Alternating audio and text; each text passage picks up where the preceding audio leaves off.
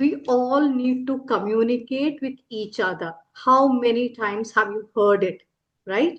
But do we really communicate with each other? Or we really want to answer back and hence we are listening? Or are we really communicating what we feel, what our ideas are, and how we think about others to them in the right way? If we are not, then we have someone who is going to help us do it. Welcome, Pratiksha, to DJ's Talk. She is the founder director for Sumi Excel and she is also a panelist for TEDx speakers. Beyond that, she is also a trainer and coach. Let's introduce her to this show. Thank you, Geetha, for the wonderful words that you had. People change different roles, and I feel the permanent role that I have is of a learner, a listener, and that covers the entire agenda of today's talk. So, I come and I carry with me 2 decades of experience as a corporate trainer. I am privileged enough to get the tags of Tata Capital, CDSL, L&T, EY, which have been empowering my workforce. Apart from that, I have a creative front which calls me a poet. I love to play with words. I am pursuing my PhD in the same field of communication. The word is long enough to explain, but I think we need the whole life to understand what exactly is communication. How do we communicate? Is this the way to communicate? Are we right? Are we wrong? And all of these questions, I think, keep hovering us, not only me, but I think everybody. So we need to learn, we need to accept that we are not good communicators. Because no matter what we do, somewhere we go wrong, somewhere we are at fault, somewhere we do not justify the work that we have done or the words that we use. So, Pratiksha, when we say you are a communicator coach, communications coach, so let me ask you the first thing first flaws, general flaws. Do you think we all make while communicating with each other? Be it our ideas, be it our differences, what are the flaws that we all do or tend to do when we communicate with each other? I don't know whether calling it a flaw is okay, but I call it as a monster, which kills the relationship. Biggest monster is assumption. We assume. We always assume. You, me, he, she, whoever is around us. We keep assuming. He might have not called me because. Why do we assume? We are not here sitting here to assume. Maybe he's gotten busy. We can give him a call or we can call her up asking, "Hello, are you fine?" But we keep assuming she might not expect my call. She might not feel good if I call her. We assume in different ways. Should I approach her? Because if we look at our relationship also, Geeta, we actually started from nowhere. But what was not between us was assumption. So we could connect well, we could go smooth, and I think we would be smooth for whole of our life because we started with a non-assumptional communication, wherein we never assumed what we are. We directly approached each other, we directly started talking, and now we are friends. And now we have also entered into a different relationship. Let us minus the term assumption from our communication, which will help us be better communicators. Okay, great way to go forward. So once the assumption is taken off the plate, what could be the next? The next killer is only hearing. Hear and we react. I would urge people to listen and respond. Two different words. Either be silent or listen. They are just mirror images of each other. So you can be silent. It's a better tool than to just hear and react. You can listen and respond and choose to listen and respond. So when we say we need to cut minus the assumption and also hearing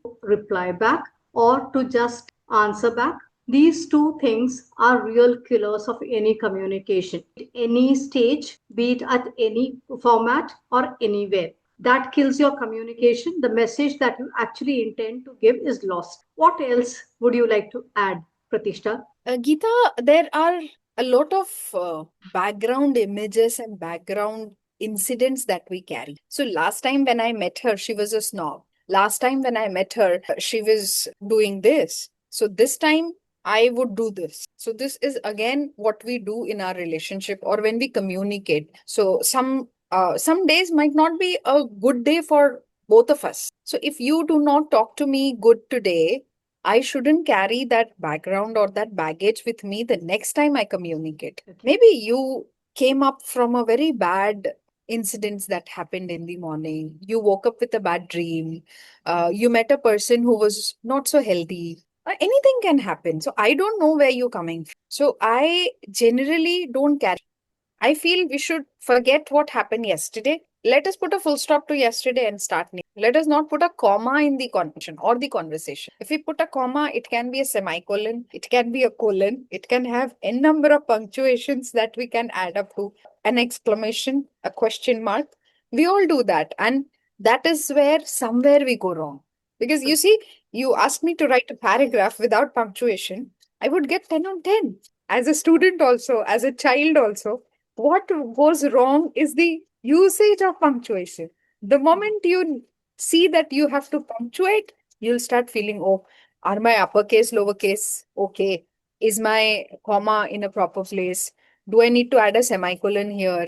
Or should I add a colon here? Or this or that? And same is the case with our communication pattern. We always feel, I would also like to put across an incident that happened with me. So, as a newbie 25 years back, I was a part of a wonderful organization called Symbiosis, where I met a female and I was supposed to get some notes from her as an experience. So, because I was a newbie, I never knew how to do this, how to do that, how to create your lesson plans, how to deal with the students, what to do when. So I was supposed to get all of those experiences from her for my next session. So I had a lot of apprehensions about myself. We all carry, right? So I always felt I'm not apt, I'm not correct, I go wrong, I do this, I do that. So with all those apprehensions, I was putting on a makeup that I'm confident. And I approached another female and I went and told her, will she help me? Just listen to the words, will she help me? It has no intonation. If I change my intonation pattern to she, does it not become a negative sentence? Will she help me? Whereas I never meant that. I wanted to put an intonation, a stress. Will she, as a person who is experienced, will she, as a person who is really doing well, will she help me? The shift. But Right. I unknowingly stressed on where the entire communication took a toss. That is what happens. We all do this unknowingly. I had no intentions to put a stress on she. I wanted to put a stress on me. Am I am I even eligible to get help from such an experienced person? But I said, will she help me? That is what we all do. It's just a game of intonations that we put. So I think if we carry a plain slate, we would be better. Great, Pratishtha. I just wanted to focus the tone that we carry, the slang that we use in our language. That actually is a definite killer. We should be very conscious of where we are using the tone and the, as you said, the stress where you put on is very important. So, Pratisha, having said that, you are a panelist on TEDx. So, I want you to certainly give certain tips or a mantra who are wanting to be on public platforms like TEDx. Are there certain things they need to take care of while doing the public speaking? Thank you, Geeta. It's a wonderful question. And I think a lot of people would be seeking answer to this. As a child, I was a very timid and a very shy girl. Timid to the extent that if somebody used to call Pratishtha, I used to start crying, thinking and saying, I used to say this, I didn't do anything wrong. So I always had that in my mind that I do something wrong. Every time I speak, I'm wrong. Every time I do something, I'm wrong. So I had this thought of mine till I think even when I crossed my teenage, I was the same. One fine day, there was an incident in my life. My father was fighting for life and death, and I had no other ways but to leave the dress of my low confidence, low self esteem, and to wear a dress that says, I can. I am ready. So that was when even though I knew how to drive every vehicle, because I knew my father is fighting, I was taken aback. I was a different individual. I had no other ways to fight that. And the scooter which I had never driven, then it was LML Vespa, very heavy one. And I drove to the hospital. On the way, I kept crying like a baby. But those tears took away all of my low confidence and low self esteem. Then there was a reincarnation of me. I went. By God's grace, my father's doing fine today. He's wonderful, healthy. But it taught me an incident. It taught me something that every day is a new day and we are born every day. So if we keep on thinking about yesterday, we cannot live today. Learn from the mistakes that you made yesterday, but don't carry the baggage on your shoulders. So that is one thing. When you want to speak something, you cannot prepare for sure. No matter we look at any public speaker, he would not speak just what is written in the script. Actors do that because there are takes and retakes. So I come from film industry also. So I know how it is and how difficult it is to deliver a dialogue. So here it's not a dialogue, it's an impromptu speech. A person who can, on whatever topic is given, is a speaker, as simple as it is. And people who can speak in front of public is a public speaker. There's no other definition to it. You want me to speak on fashion? I should be able to speak, or I should be able to say that I'm sorry, I am not ready to speak on fashion. So yesterday I had a wonderful talk with one of my friends. She's also a HR professional. She gave me a gift of conversation, or she gave me a gift to learn life. Is I don't know this, turn it into I'm learning, or I'm yet to do this. So that means I'm not putting a full stop yet. So the usage of the word yet is very important. We know these days kids ask us, I mean, as a trainer, as a language trainer also, people ask me, where is this word used, the word yet? So I got the usage yesterday when she said, I'm yet to discover this, I'm yet to give up, I am yet dot dot dot. When you change the way you look at words, you evolve. That is one quality every speaker must have. Today we are going unscripted. It's an impromptu response, an impromptu question that is coming across to me. So how am I able to? Because I know I have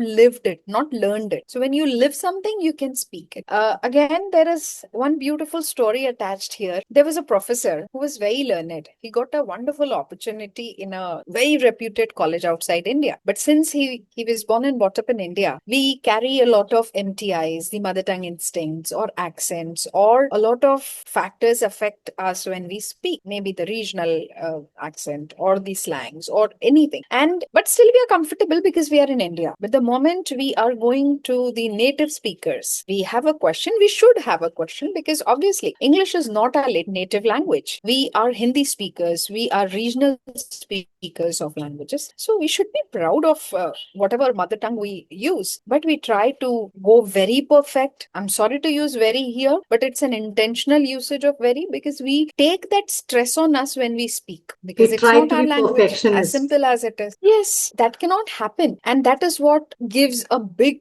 boundary to a speaker, which he cannot cross. The Great Wall of China for a speaker is language. One. Second is, always keep in mind, what I know is I know. You don't know what I know. So if I tell you I don't know, you would know what I don't know. A very confusing thing, right? So this professor was very confused, very low. He was almost on the verge of giving up that job, when at a moment he got that enlightening thought that they do not know what I do not know. So let me tell them what I know rather than letting them know what I don't know. And he went to the class and the lecture went superb. That is what happens when person thinks this. मुझे क्या पता है, ये सिर्फ मुझे ही पता है, और मुझे क्या नहीं पता है भी मुझे ही पता है. So आपको ये तब तक नहीं पता चलेगा जब तक मैं आपको ये ना बता दूं. So when you are on the podium, when you are on the stage, ये सोचो कि भाई मुझे सब आता है, आपको आता है, नहीं आता है, समझता है, नहीं समझता. I cannot ensure the crowd that is in front of me कि इन लोगों को इंग्लिश आती है, हिंदी आती है, उर्दू आती है, मराठी आती है, गुजराती आती है. I cannot. Then how is it possible for every person to know my flaw areas? मैं 2 सेंटेंस के बाद फंबल करूंगी, or I will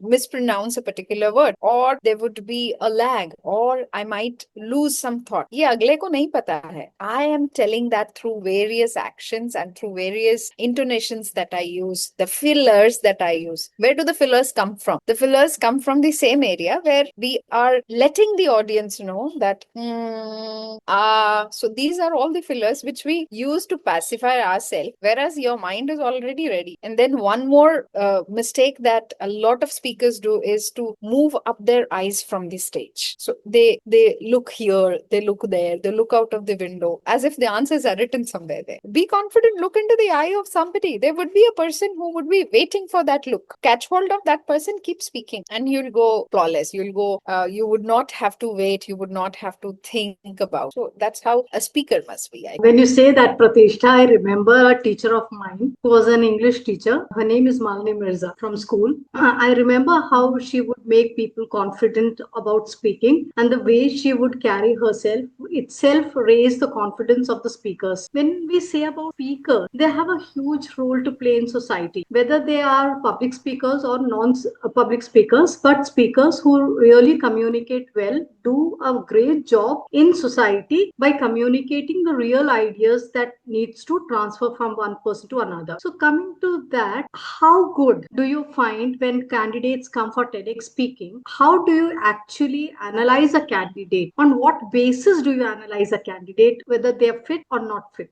Thank you, Geetha, for this wonderful question. A public speaker is not somebody who carries two horns or two Dracula teeth, which holds the audience. He's just one amongst us. He is a same individual, maybe from the same school, from the same batch. And a person like me who was timid in her teens and in her school days, today I'm not afraid of the stage. So I haven't gone through something which is something different. No, I am the one, the same height, the same face, the same heart rather. What has changed is now I'm not afraid. Why am I not afraid? Because I don't choose to be afraid. I don't want to be afraid. And once this feeling comes into every person, he becomes a speaker. Now, this is where, the role of teacher comes. As a kindergarten teacher, as a high school teacher, a middle school teacher, whosoever is it, I think she plays or he plays a very big role in the life of a person. So I think we should change the term of a teacher and we should start calling her or him a creator, because no matter you become a very good doctor, a very good engineer, or a bad doctor and a bad engineer, who is the one who made you this?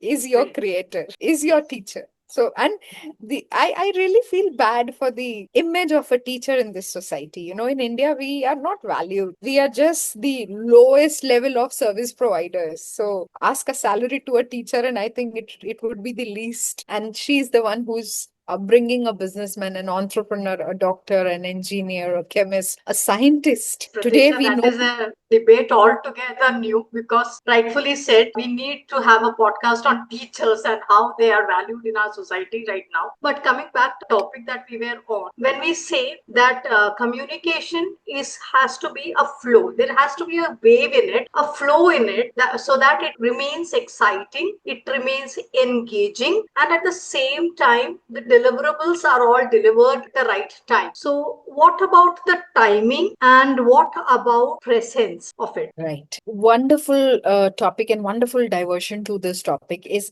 the speaker who stands on the stage, he needs to know what is humor. He needs to know what's a hook. Hook is another slang or the word which the teenagers, the Gen Zs would understand. So we as students, I don't think so. We learned something called as a hook, the hook statement, the hook. So you need to know the hook. You need to know, gauge from the audience that they're getting bored or there is something that is missing. So you need to catch hold upon that. And at times you will need to divert your communication or you'll need to divert your speech.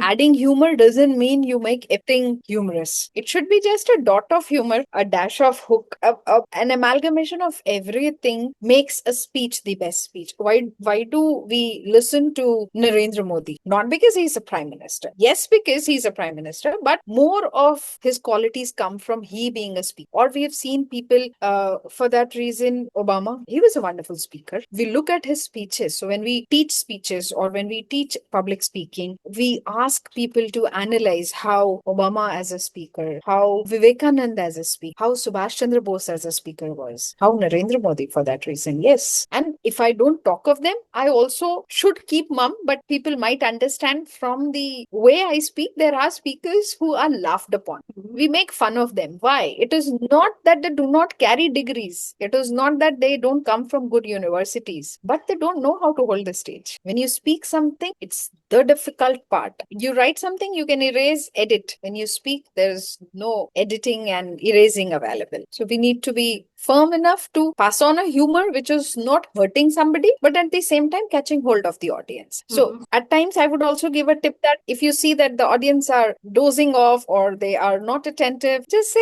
there was a mouse, and they would all be alert. So where was the mouse? Let them think. So I generally do that. So the girl with the pink shirt. Now everybody is turning. Even the girl who's wearing a pink shirt would turn around and see whether am I the only one wearing a pink shirt or there's somebody else also. So that is how you keep your audience engaged. So audience engagement is more important. So you mean to say that besides being very engaging and playing with your words, you need to be very attentive or what's happening with the audience, the way they are reacting from the nap, whatever is going on just below your nose, you should be aware of it and appropriately shift so that the awareness is again created and then they are again back on the track listening to you. So it depends on how good you are with the audience and their feelings. Am I right? Yes, indeed. Okay. So, Pratisha, when we say that the TEDx, what do you say, the stage itself is something which can send goosebumps, and many speakers are waiting to get a chance to speak there, to have that TEDx speaker thing on their resume. How many people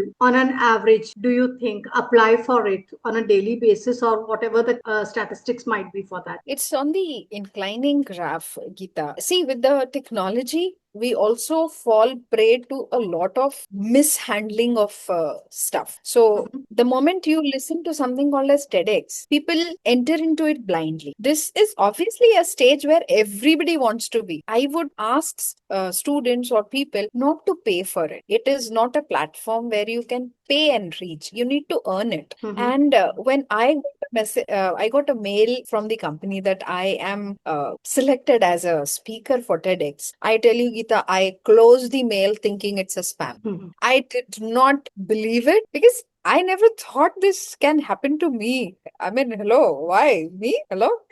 And I closed it and I kept it away, thinking it's a spam. Good that I didn't delete it. Some of my stars helped me there, I think. And then after 15 days, I was searching something and I went to these messages, scrolling up and down. Wait, why is this message here? Did I read this? If I read this, why have I kept it? Why don't I delete it up? I went back, I read it, and they wanted a video of mine for, I think, 3-minute video or 2-minute video so that they can see how I speak. So I scrolled through the entire information and I looked at the date. It was the next day. So supposedly today is 14. They wanted the video on 15. And I had really goosebumps then because when I went through the entire details, it was not spam, it was an email. So I thought, now what do I do? I had no power that day at my place. I had no one to help me to hold the camera, to hold the light, to get my speech in action. And this was 9:30 at night. So I was not in a position to ask any of my friends to come over to help me. They would kill me if I do so. I mean, you only don't know where you're going and you ask us to accompany you. Sorry, boss, we cannot. So I thought, now what do I do? If I have to go ahead, no matter it's a spam, no matter it's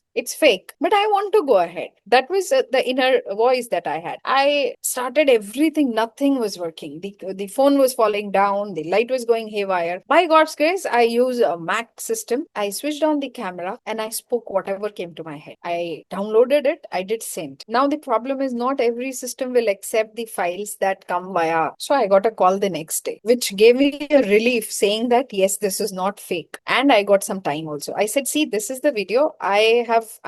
I'm not that good at technology, but I'll try how to put it into a different version and send you. They said, okay, fine, we'll do it. I thought, okay, fine. I forgot. And then they said, we'll get back to you. So I, just while dropping down the call, I asked them, how many candidates are there? So he said, 200 candidates have applied for this. And I don't know how many would be filtered at level 1. The last level should have only one candidate. I said, okay, tata, bye bye. I never even thought that I would be the one to be selected from those 200. 2000 2000, I think 2000 candidates, and he did share the list also. I everybody, some people were doctors and somewhere this and somewhere that, and I was like, okay, but fine. I got an opportunity to prove myself, to put away my video, to speak something in front of screen. I was happy with that. I shut down my computer. I went off to sleep. A week, 2 weeks, half a month, more than half a month it was, when randomly I got a call and I thought I should not pick this. Thank you, Geetha.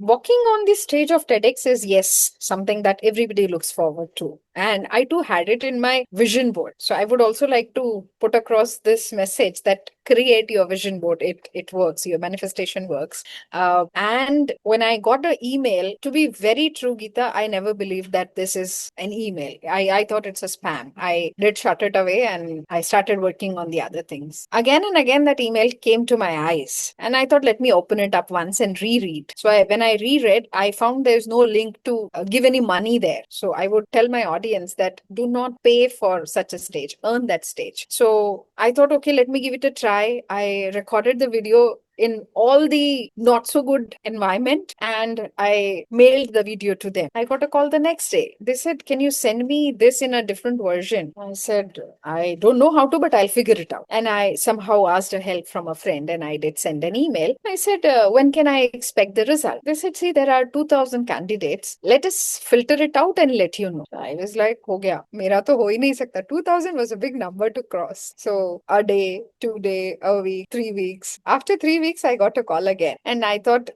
I actually did not want to pick that call because it looked like a different number. But I picked the call. And when the person said that I'm from the TEDx, I thought he's going to say that you're not selected. I'm sorry. Accept my apologies and blah, blah, blah. But he said, you are selected. How do you feel now? And I was blank. At that moment, I was not a speaker. I was completely frozen. So this is what happens when you are overwhelmed. So try to keep your emotions in control no matter what. But then walking on such a stage, you need to be confident that no matter what question is asked, you are ready to answer. Coming to that, Pratishtha, now you are a panelist with TEDx. You were a speaker, now you are a panelist. What differences in yourself do you see being from a speaker to a panelist? Geetha, I am a panelist, and the difference that I see is I was not even afraid of that stage. But yes, walking on that stage built me or gave me a different level of confidence that if I can walk that stage, all the others are very small too. So when we see a big timer in front of us, that you need to consolidate your answer to a very crisp answer. So only thing that I could see was the timer in front of me, and I was thinking that I should complete my answer in this stipulated time. So that is another thing that a speaker must learn. If given a chance, I can go on and speak, but then I should also know where to stop. So that is one thing that every speaker must know. And somewhere we as speakers, we go haywire with this time limit. Audience must know where to stop and where to. So, can you give me a summary of what a speaker should follow on a TEDx stage? One is you have to be well read. You need to have a vocabulary which is absolutely not Shashi Tharoor vocabulary, like I say always, but then a vocabulary which everybody should connect. We all understand, but we cannot connect to a different word that is used. So it's better to use a vocabulary which the Aam Janta should understand, because they are your mass which will turn up into a class if you are a good speaker. And you should know how to catch hold of audience. You should also know when to add a humor. Here I have a beautiful story for you, Geetha. We also have discussed the role of a teacher. So here, as a communicator, I want to share this story which is also in my TEDx. So what happened was, when my daughter was 3-year-old and she was in nursery, she came back home once and she said, Mama, I got hurt on my plum. So look at my finger. This is not a plum. This is a tiny finger, small finger. So I was like, this is not plum. She said, no, this is a plum. I said, who taught you? Said, my teacher. I said, how did she teach you? No, she was teaching us a poem today. And she said, little Jack Horner sat in a corner eating his Christmas pie. He put in his thumb and pulled out a plum. Now, this goes out of focus. This is in focus. The plum is not in focus. So she picked up, this is a plum. So this is what happens when our actions do not go in sync with our words. So you should, a speaker, no matter which stage he is on, which stage as per not the name of the stage, but which stage as a person. Is he a newbie? Is he a well-known speaker? A person must understand that are your actions in sync with your speech? Are your intonations in sync with your speech? Are you speaking what you really intend to? Are you speaking what you are expected to? So first ask all of these questions to yourself in that 1 second, which can become a millisecond also. Okay. Because no, there are times when you do not get time to prepare. You have to speak. Then you cannot go. One thing that comes to my mind is how good storytelling adds to being a speaker. Most important element, I think, what a salt does to a recipe is the art of storytelling to a speaker's life. Because if you cannot attach a story, if you cannot attach yourself to it, if you cannot attach somebody who is really making a difference, you cannot speak well. You need to attach yourself to every audience that is present in the room. 1, 2, 100,000. You are disconnected with one, you are doing a sin which will put you down from the stage. So Technically, it might not storytelling be plays, possible. I'm sorry. Yes, so storytelling is the same thing. How can you be a storyteller? I can read something that is written. I can say there was a tortoise and there was a hare and they had a race and the hare lost and the tortoise win. What do you understand from the story? Nothing. No matter you know the story, but you would not be interested the next time I start off it. But when I give you a background, when I give you some intonations, when I tell, and then the hare went off to sleep, and what did the tortoise do? Question. That makes you a good speaker. That makes your audience know that yes, there can be a question and I should be alert. What if the question is asked to me?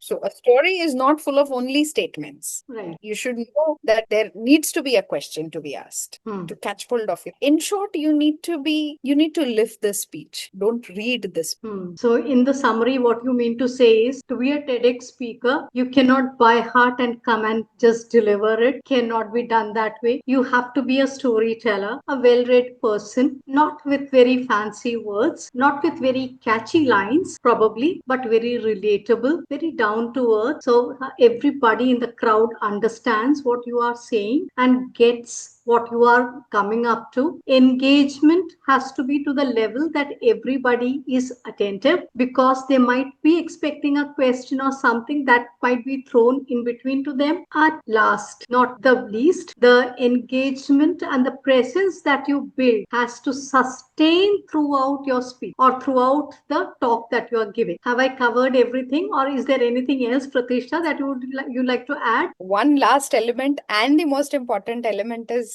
no matter how Absolutely. expensive your dress is, wear your smile. If you forget to wear a smile, if you wear a fake smile, you are being caught. Your smile talks of the comfort that you carry. No Great. matter you're feeling hot, no matter your shoes are not fitting you well, no matter your dress has some flaw, everything will be screamed by your smile. So carry a smile which is as perfect as you can. And one question that one of my client asked me once was, should the person be dressed in a modern way, in the Western style or the Indian style? The answer I gave was, whichever feels comfortable for you, be in your own skin. Don't imitate somebody to be what they are. Just be in your skin and do the best that you want. Was I on the right side, or do you want to add something to that? You were absolutely correct, Geeta, because if you're not comfortable, it would again be shown up. But one more tip that I would like to give here is be Roman when in Rome. I take pride in wearing that 6 yards. I feel very powerful when I wear a sari on a stage. So no matter what somebody thinks of, if you feel confident that you're carrying something, the best example is Vivekanand. He carried that confidence even when he was wearing a cloth, a orange color cloth, a saffron cloth. So that should be you.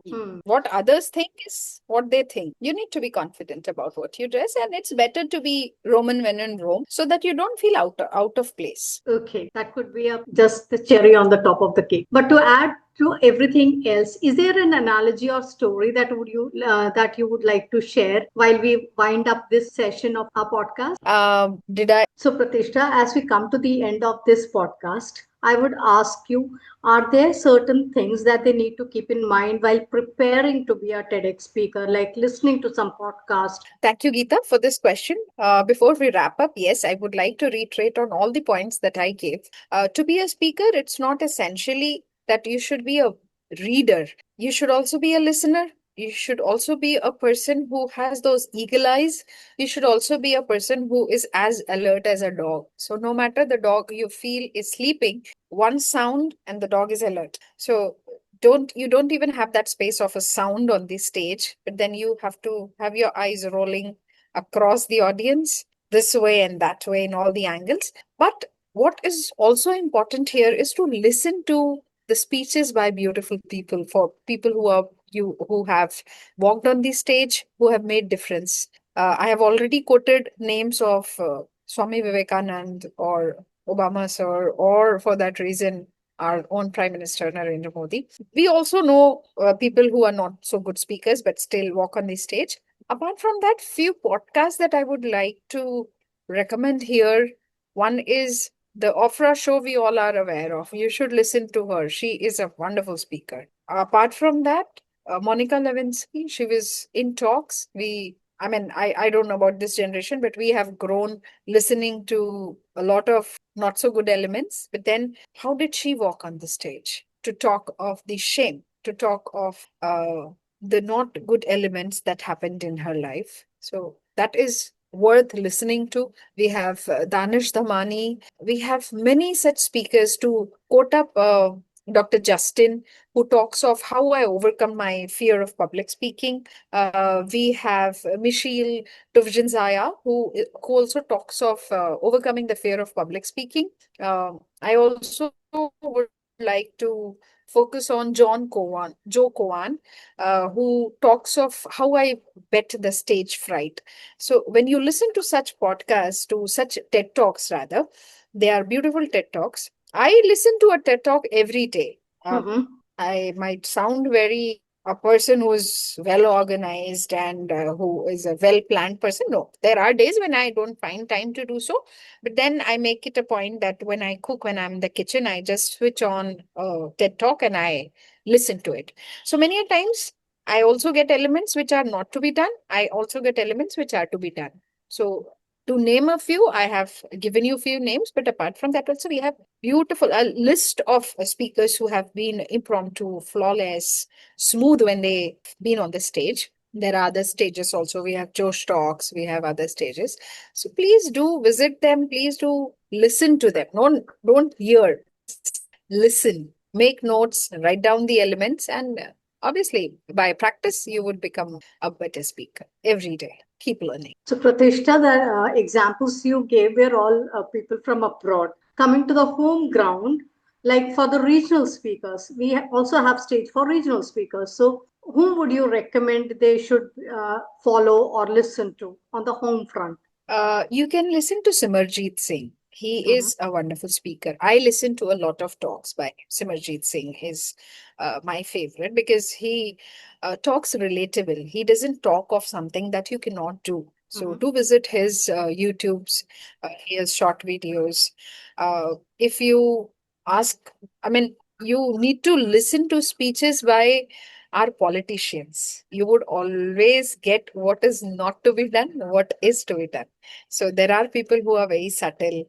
There are people who speak to the point. There are people who have flat speech. There are people who do not pronounce the words properly. And then our own Shashi Tharoor, yes, you need to listen to him. You need to listen to the audio pieces by Narendra Modi because he uses beautiful pauses. Forget about the content. That is what I mean to say here. The way he puts across his hook statement, the way he puts across his eye movement when he is in front of a big, massive audience. How does he hold upon the audience? That is to Hmm. be learned. That is an art which we all do not carry, and that is where we are here. So, if you Right. want to get hold of the mass, you need to throw away those clothes of what you think, The what the self other doubt. person thinks. You should be able, yes, remove that. Listen to beautiful speakers. We have AI, we have chat gpt, we have all the technology to our on our fingertips. Use them, and it's a long process, I think a never ending process. Till you are alive, keep learning. Beautiful thing. That be a lifelong learner. That is what my coaches also used to say. Be a lifelong learner. Never think I have had enough and this is what is enough. No, there's nothing called enough.